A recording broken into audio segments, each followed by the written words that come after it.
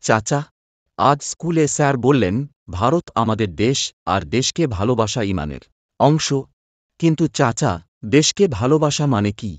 আবেশ বাছা, দেশকে ভালোবাসা মানে তার প্রকৃতিকে, তার মানুষকে, তার সত্যকে ভালোবাসা।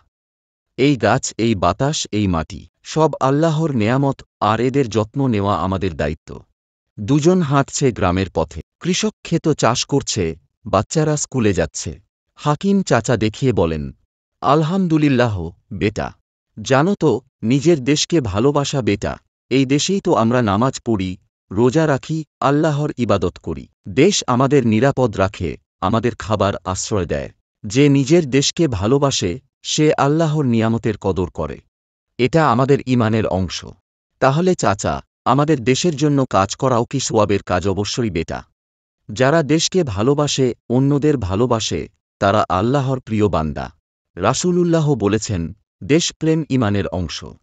চলো চাচা, আমরা সবাই মিলে পতাকা উত্তোলন করি, দেশপ্রেমে দোয়া করি, এটাই একজন প্রকৃত মুমিনের পরিচয়।